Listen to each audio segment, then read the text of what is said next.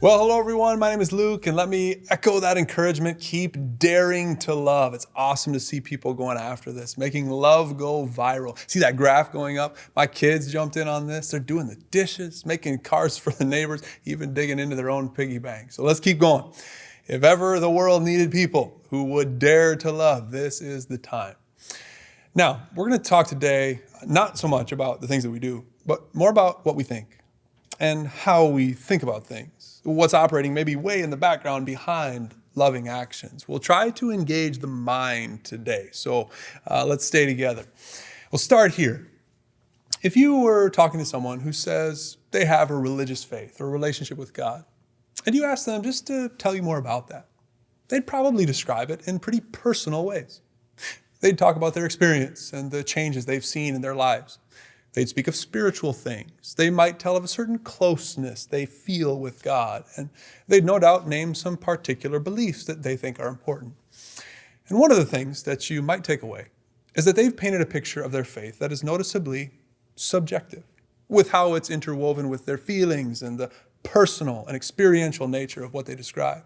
And further, anytime anyone says a statement beginning with, "I believe," it just sort of triggers us to assume that whatever comes after that belongs in the realm of opinion. It's not universally true, but rather unique to that person. It's their belief. And that's fine. It's okay for them to hold their opinions about what they believe and feel and experience and what it all means, so long as is often assumed, they keep it to themselves. That's where matters of faith belong, the private sphere, the inner world. Now, those sorts of things, matters of faith, are usually viewed in contrast to actual facts, rational things. Truths discovered through reason, objective things, not subjective. Matters that are self-evident, not skewed by personal opinion or interpretation or feeling. There is no belief or faith needed in this realm because any reasonable person can see what's true. Like gravity belongs here. I could quibble with your beliefs about the spiritual realm, but ain't neither of us going to argue about whether gravity is holding us to the floor. It's a proven fact. Most of us, whether we know it or not, have been taught to accept this divide between faith and facts, subjective experience and objective truth, non-rational and rational, conclusions drawn through a leap of faith and conclusions determined through reason. All of those things are associated with one another, and all of those things are associated with one another. And that kind of framework would lead quite naturally to somebody asking the question, how could you say that belief in God is reasonable? That's the question we're trying to respond to today in week 2 of this series, 6 Feet Apart, which is aimed at helping us find our way when answers seem out of reach and life doesn't make sense. Considering that we're living through the biggest disruption that any of us have ever seen, it's a good time to be talking about things like this. Examining, where have we placed our trust? Is God even real? If he is, how could he allow this suffering? And other questions that have been kicked up in the chaos of a strange couple months. So, what can we say today? If you're someone who says you believe in God, or you look sideways at people who say that, it's a good thing to be wondering about. Is there anything reasonable about saying you believe in God? So this is a monster question. We're not going to solve it in 90 minutes or however long I'm going to talk. Okay. I think we got time for 3 quick moves. All right. Number 1, believing there's no God is not as reasonable as it seems. Here's what I mean. Some people would want to use all of their faculties and every resource available to study the natural world. This is a very good thing. You can use the scientific method to observe the world and study cause and effect. You can learn lots of true and helpful things as a result. You gather empirical data, information that can be known through the senses. You make hypotheses, test them, prove stuff, disprove stuff. It's a very rational process and a very good process. Now, what you likely won't be able to demonstrate in any kind of repeatable experiment are the things that belong to any potential supernatural realm. Science is not fit to study such things or to make claims about things beyond the natural world. Now, because of that, what some people have done is arrive at the conclusion that the only things that exist are those things that can be demonstrated through scientific study. And say that if you cannot demonstrate something scientifically, then it can't be true and it has no grounding in reality. But the thing is, when you say that the only thing that matters are the things that science tells us about the world, then you're not doing science anymore. You're making a value judgment. You're making a faith commitment.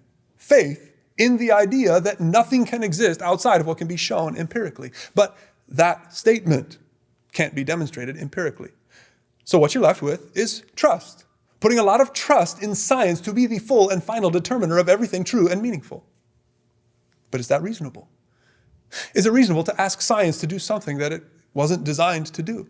Science accounts for natural causes, but it's not equipped to prove that no other causes exist or that a supernatural being can't exist simply because it can't be contained within the scientific process. So a person can believe in naturalism and deny the supernatural, but that is not at all the only reasonable conclusion to be drawn from studying the natural world. It is a particular belief, supported by the opinion that what can be learned and explained through science is more important than whatever can be learned and explained through any other way. But the reality is that science can't prove to any of us that it should be valued in that way. And probably anybody who's fallen in love or been moved by a work of art or been passionate about a cause or whose heart was churning for justice or was pricked with compassion or enjoyed a friendship that just clicked, anyone who's had any of those experiences could likely begin to reason that maybe there are other things that matter, that are real and meaningful and that exist and that are true beyond just scientific explanations, as valuable as they may be. The point here is everybody's got to have faith, and everybody should use reason to discern which beliefs, which claims, which value judgments make the best sense of reality. It's not accurate to say that the person who says there is no God is strictly using reason and that all the facts automatically point to their conclusion. They've got every bit of leap to make as the person who reasons that God exists. Second move. Let's talk about some reasons to believe in God. Again, briefly, right here. Okay, some other day, you go, you put on a pot of coffee, sit on the porch, and you ruminate on these things, right? Or talk about them with someone older and wiser, or read C.S. Lewis or Alvin Plantinga, all right? For right now, let's just kind of orient ourselves a little bit. Like we had a map out, trying to find our way towards some reasons for belief in God. What kinds of stops would we make along that journey? We'll just point to them quickly. Well, you would definitely want to spend some time looking at, well, where did all this come from? Something can't come from nothing. When you peel it all the way back, what do you find? Seems reasonable to believe that there's something or someone behind it all. Call it supernatural, extranatural, some entity that exists without cause to bring this into existence. Science can only study causation, but what accounts for the first cause? Lots to think about right there. You'd also want to observe call it the fine-tuning of the world. Everything is just right. The constants of physics, gravity, the speed of light, the distance of the earth from the sun, the perfect tilting of the earth on its axis, even if off just a few degrees one way or another, life couldn't happen. Science shows us how it's all so precise. Why is that? You could reason some intentional design and not sheer happenstance and be on good ground. At some point, we'd want to try to make sense of the moral obligation that we all, every human from every time in history, from every culture, we all have this built-in sense of oughtness, what ought to be done and not be done, a desire for justice. It's hardwired in. Where does that come from? It's reasonable to locate that in a world where a personal God creates in God's image and to whom we feel some sense of responsibility, as opposed to an impersonal universe with no God. Now, if you keep thinking, you'd start to become aware of your thinking, your own consciousness. Why do we have that? Why can I be aware of myself and reflect and have ideas and subjective experience? Doesn't seem to be explainable as a survival mechanism as naturalism would insist. Plenty of life forms survive without it. When we experience joy, love, memories, meaning, sorrow, and the significance that we ascribe to those things, is that just the neutral chemical processes in our brains? Tim Keller discusses a lot of these things in his book, Making Sense of God. At one point, he says, if you believe that your self-consciousness, free choice, love, and ability to reflect on reality are central to what it means to be human, and if you believe that your sense of significance of love is not an illusion produced by your genes, then you should be very reluctant to accept that this material reality is all there is. It's reasonable to believe in a universe created by an idea-making, conscious God. Now, there are more stops we can make along the way, but certainly at least one more you'd want to ponder while you're sipping your coffee or out for a walk is the reality of beauty. Beautiful things have an effect on us that goes beyond just the drive to survive. Beautiful things are not just a means to an end. It's certainly reasonable to follow that transcendent pull of beauty, just as with justice and meaning and love, and believe that they point to something beyond the natural world and are not fully explained scientifically. Okay, there's weeks worth of thinking and conversation that could be had about all of that and more. And there are tons of people who maybe over months or years or decades have pondered these sorts of things, and they've been helped immensely in their understanding of reality. They've sharpened their reasoning. They've bolstered their faith through an honest and disciplined pursuit of what's true, of what perspective best accounts for what we observe in the world. And to review, studying the natural world is really good. Examining the signposts that point to the supernatural is very reasonable. And yet, even given all of that it can be super helpful and edifying and worth going way further down all of those paths and exploring all those things, doing that by itself wouldn't automatically lead to the Christian perspective or to a belief in the God of the Bible. Third move, using reason to answer the question, which God? And this is where the conversation all funnels to Jesus. You got to do something with Jesus. I hadn't mentioned his name yet. You're beginning to wonder if this is a real sermon or what. Well, let's throw a bunch of other names out there first, okay? Look at that. Huh? Yeah. These are names of some figures that people over time have believed to be gods. It's not an exhaustive list, but a representation of some of the ways that different cultures have accounted for the supernatural realm. Now, they all have their own stories associated with them, their own resumes, if you will. Lots of them similar, like, oh, I see here you claim to have created the world, and humans and animals too. Amazing, good job. And some of them also claim to be not just a God, but the God, Lord of Lords, God of gods, supernatural. Gets along well with humans? Well, they all sort of differ in how they relate to humans. Now, what some of us have done is taken all of these resumes, and trashed them. This is all just ancient superstition that clearly has no bearing on reality. And probably a lot of us have concluded something similar about most of these so-called gods represented here. We've dismissed nearly all of them. But this one here stands out. Yahweh, hailed as the one true God. Literally, billions of people in the world today still take this God seriously. In fact, when most people use that generic word God, they're likely referring to this God. Even if they're not interested or they have no relationship, their concept of God, however good it is, it's pieced together with fragments of this God's resume. So why is it that through time, across cultures, in every continent, amidst changes and catastrophes, renaissances and revolutions, why does this God's legacy endure? Chiefly because of Jesus. No serious student of history doubts that Jesus was an actual historical figure that lived in Palestine 2,000 years ago. Jesus cannot be assigned to the merely subjective world of opinions and private religious experience. No, he existed in real time and space. And if all he did was come to start a new religion, or if he was just a teacher of timeless principles, or a spiritual guru, or a moral philosopher, well, then maybe you could reason that, well, there's a bunch like him. Who's to say who's right? But the record we have shows him to be much more than that. Much more than that. Startlingly more. I mean, sure, he was good and charismatic and insightful and winsome and driven, a born leader. And if he was just those things, we could handle him a lot easier. Even add to that he was humble and just and loving and kind and relatable to the working man. Sure, we could embrace him then. But his witnesses tell us he wasn't just trying to teach a new way. He said he was the way. He claimed that when you look at me, you're seeing this God in the flesh. Before this God created the world, and yes, he's the one who really created the world, I was there. Yahweh and I are one.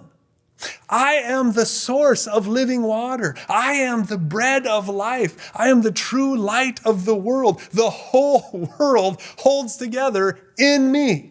In fact, just rehearse the history of Yahweh's involvement in the world, like how it's told through your Bible. All of your heroes, Abraham, Moses, David, Solomon, all the prophets. Yeah, I know I'm a homeless carpenter's son with no political power or military strength, but I'm greater than all of them.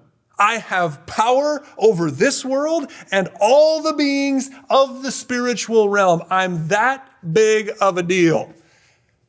I mean, I don't deal with people like that. The world can't handle people like that. You say that kind of stuff, you're going to get put away, or it'll get you killed. Which is exactly what happened to Jesus. He was shamefully crucified as a criminal. They made an example of him, proving that, sure, he turned water into wine, but he was obviously drinking a little too much of it himself. Couldn't save himself, let alone anybody else. We're not even in the realm of unreasonable. This is delusional. And that's exactly how history should remember Jesus, if that's how his story ended. It's the most reasonable conclusion. Now, I hope your internet didn't cut out like right there, because it's not it, okay? That's not the legacy that has captivated billions of people today and billions more in days gone by. How do you explain that? Why would people trust this Jesus? How would that tragedy give birth to the most expansive movement in the world? Why would his followers still be recruiting people to his cause? Why are we even talking about him? Why isn't he just lost to history like every other fanatic revolutionary of his day who stirred up a ruckus and then died a similar death? Why? Well, historical sources say he rose from the dead. What, like resuscitated? Like he was never really dead? No, he was dead, buried, gone. But then seen after that with a whole new body, incorruptible body, never to die again. He's still alive. Says who? According to Paul, the guy who wrote a lot of the New Testament, he appeared to Peter, and then to the 12 disciples. After that, he appeared to more than 500 people at the same time. Most of them are still alive. Some of them have died. Then he appeared to James, and then to all the apostles. And last of all, Paul says, he appeared to me also. Well, how can we trust the New Testament? Okay, study it. It is far and away the most reliable document of the ancient world. Like, it's not even close. We have thousands of copies and very early manuscripts. It's beyond compare. Every scholar knows this. We have every reason to be confident that those words printed on the screen just a second ago are what Paul wrote down originally. And the same is true with the rest of the New Testament.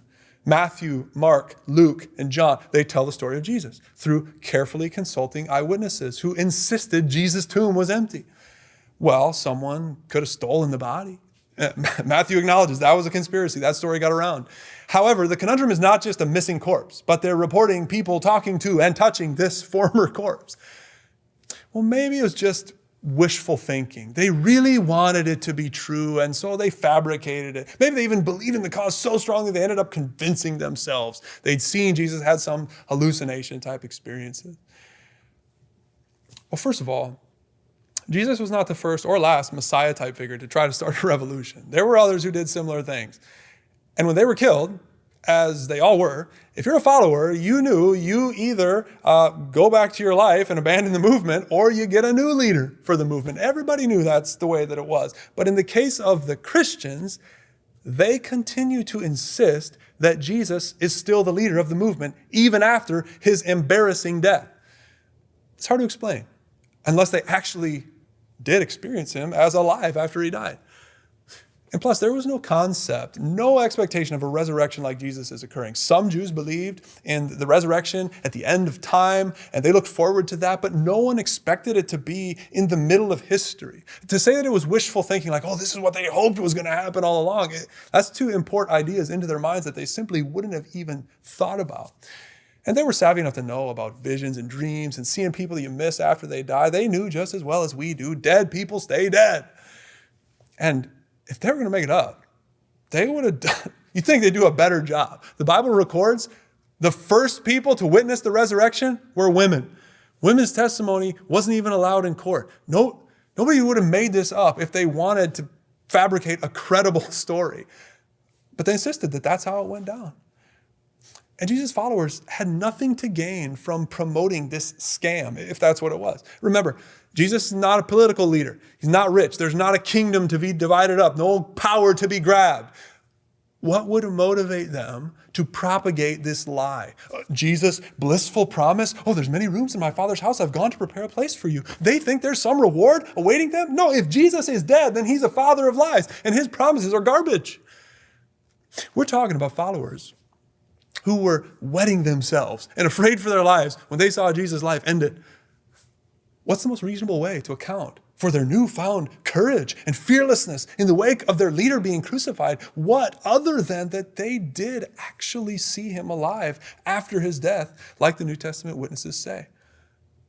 What better explanation accounts for how this tiny movement took off after some backwater, no-account carpenter's son was executed as a criminal under the reign of the most powerful empire that ever existed, the Romans? Simon Bar Kokhba, he rallied the Jewish people a century after Jesus, only to have died, and his movement ran out of steam. Why didn't that happen with Jesus' movement? How did it attain explosive growth and go from being the gum under the shoe of the Romans to outlasting the Roman Empire and enduring for 2,000 years and counting across all continents and so many different cultures? What else would have propelled it other than Jesus actually rising from the dead? Conspiracy theories would have been exposed. As a lie, it's weak. The documents aren't forged. The founders weren't being paid off. In fact, they lost their lives because they insisted that Jesus was alive and therefore was who he claimed to be. Lord of all lords, God of all gods, which was and is simply the most reasonable conclusion to draw. And now we're back to our original question. How could you say it's reasonable to believe in God? History points to an empty tomb and a risen Lord. There is no more reasonable way to account for the data than to say that Jesus actually rose from the dead and therefore is who the New Testament says he is. And the risen Jesus points us to God. Not just a generic belief in something out there. No, he reveals a very specific God, the creator God, whose resume stands above the rest. We have it. It's the Hebrew Scriptures, the Old Testament, the God of Israel, but not just for Israel, rather for the blessing of the whole world, a purpose that was brought to its culmination in Jesus. Jesus came to carry forward this particular God's plan, to write this God's story, a tale as old as time, but not a fairy tale. And not only for those in days gone by, but for you and for me. Now, sure, it sounds too good to be true. And maybe that's a reason for some skepticism. Jesus' climactic crucifixion and resurrection announces death doesn't have the final word.